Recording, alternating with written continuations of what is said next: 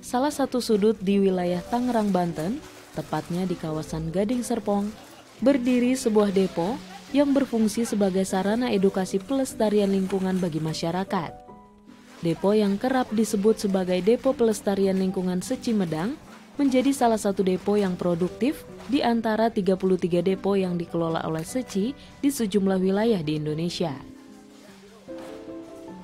Di sini tempat berlangsungnya aktivitas memilah dan memilih sampah untuk didaur ulang sehingga memiliki nilai ekonomis yang hasilnya kembali digunakan untuk kepentingan sosial yang digagas oleh Yayasan Buddha Seci. Depo yang berkembang pesat dan juga menjadi Depo Pendidikan Pelestarian Lingkungan Seci ini berdiri sejak tahun 2009. Depo ini juga menjadi pusat edukasi sekaligus aksi nyata dalam menjaga lingkungan. Kalau fokus utama kita sih adalah lebih ke bagaimana melakukan pemilahan dan daur ulang seperti itu ya. Karena kan sesuai dengan yang Master sampaikan pada saat pertama kali ceramah Master tentang hidup yang penuh berkah yang di tahun 1990 ya. Kegiatan pemilahan dan daur ulang di Depo Medang dilakukan setiap hari Rabu, mulai pukul 9 pagi hingga 12 siang.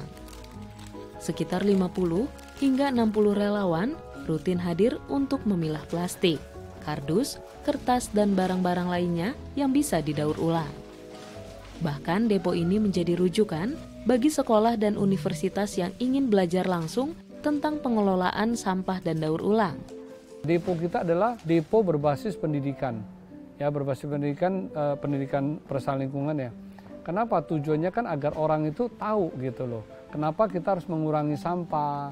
Ya kan, kenapa kita tidak memakai memakai peralatan yang sekali makan dan minum yang untuk buang ya, sekali pakai buang gitu seperti itu.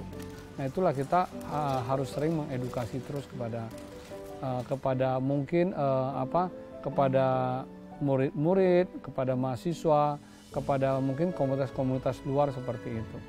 Keberadaan depo ini awalnya kurang mendapat respon positif dari warga. Namun, seiring dengan sosialisasi dan pendekatan langsung, warga setempat pun rutin mengantarkan barang daur ulang yang mereka kumpulkan ke depo ini. Dan ngumpulin daur ulang bukannya sepintas aja, itu sampai ke anak cucu. Dan banyak ibu-ibu muda yang mulai belajar ke sini dan bawa anaknya datang ke sini di hari Sabtu. Anaknya belajar bagaimana cara memilah.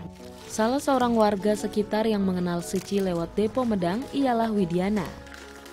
Aktif dalam kegiatan pelestarian lingkungan Seci sejak 6 tahun lalu, ia membangun gaya hidupnya menjadi lebih bijak, sadar lingkungan, dan penuh empati. Tadinya waktu sebelum saya ke depo itu saya nggak tahu kalau daur ulang itu maksudnya banyak barang yang bisa kita daur ulang ya. Contohnya kayak kita dari rumah itu banyak kayak kardus-kardus, plastik-plastik. Sebelum saya ke depo itu saya suka ya buang aja sembarangan. Jadi saya nggak tahu kalau itu barang ternyata juga berharga ya, bisa kita sumbangkan ke depo ataupun bisa kita bisa didaur ulang. Dulu saya juga merasa depo ini kan agak ke dalam ya, karena kan nggak ada kendaraan umum dan sebagainya. Tapi ternyata enggak juga ya. Dan makanya ini kembali lagi ke niat relawan. Saya lihat juga banyak yang relawan yang tinggalnya jauh ya. Mungkin ada yang dari Cikupa, mereka juga bisa sampai ke sini gitu loh. Untuk ikut melakukan kegiatan daur ulang seperti itu. Saya rasa intinya adalah di mana relawan tuh sudah menemukan ya kenyamanan, bisa berkumpul dengan teman-teman, nah mereka pasti akan enjoy. Selain Depo Medang, semangat ini juga terlihat di Depo Pelestarian Lingkungan yang terletak di Duri Kosambi, Jakarta Barat. Berdiri pada tahun 2011, tanah tempat berdirinya depo ini merupakan bentuk sumbangsih dari Joni Chandrina, relawan Seci yang saat ini dipercaya menjadi fungsionaris pelestarian lingkungan Seci. Di sana itu lebih banyak relawan yang berusia tuanya, ya lebih seniornya lah bahasanya seperti itu ya. Bahkan ada umur 80-an lebih, ya rata-rata itu udah 70-an ke atas semua gitu loh. Ya dan mereka begitu penuh semangat. Ya, dibandingkan dengan depo lain, Depo Kosambi didominasi oleh relawan lansia. Mereka datang setiap hari Selasa dan Kamis untuk memilah sampah dengan sukacita. Seperti Mas kan sering bilang, sangat sayang kepada relawan pelestarian lingkungan.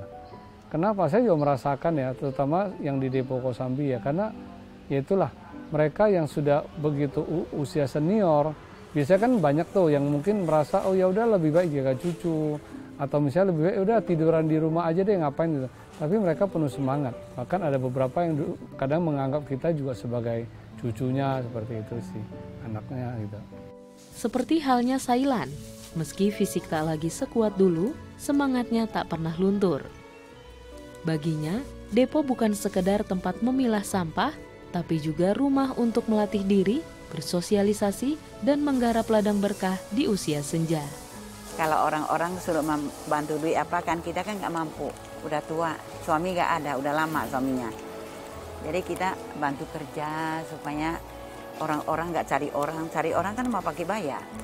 Selain memberi manfaat bagi bumi, hadirnya Depo Pelestarian Lingkungan diharapkan dapat menjadi wadah bagi banyak orang untuk belajar dan melatih diri. Seperti botol air mineral itu kan diremes ya, jadi itu tujuannya juga adalah melatih saraf tangan. Lalu kemudian ada juga seperti menggunting, yang tadi itu dipisahkan mana yang berguna mana tidak, itu adalah melatih motorik otak seperti itu. Lalu kemudian kan ada pemilahan antara seperti plastik dengan lakban ya, itu adalah melatih kesabaran. Jadi itu ada tujuannya seperti itu sih. Dan kita juga bisa memberikan mereka berkah, itu aja. Mungkin beda ya dengan panti ya, kalau panti jompo kan untuk makan, tidur, entertain masih ada, tapi mungkin kan nggak ada berkah. Tapi kalau ini kan mereka bisa memakai sisa tenaga mereka untuk menciptakan berkah gitu loh. Karena hasilnya kan nanti akan ada manfaatnya untuk menolong orang lain. Tak hanya melalui depo, misi pelestarian lingkungan juga diwujudkan dengan pendekatan diri kepada masyarakat lewat berdirinya Green Point di sekolah hingga perkantoran.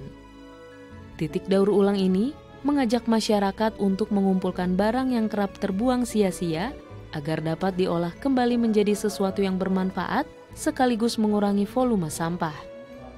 Selain itu, misi ini juga tercermin dalam beragam kegiatan kolaborasi bersama masyarakat dan berbagai pihak, seperti penanaman pohon sebagai bagian dari gerakan penghijauan. Melalui langkah sederhana namun bermakna ini, diharapkan tercipta lingkungan yang lebih asri bagi generasi mendatang. Novalia, Ridwan Afriandi, DAI TV.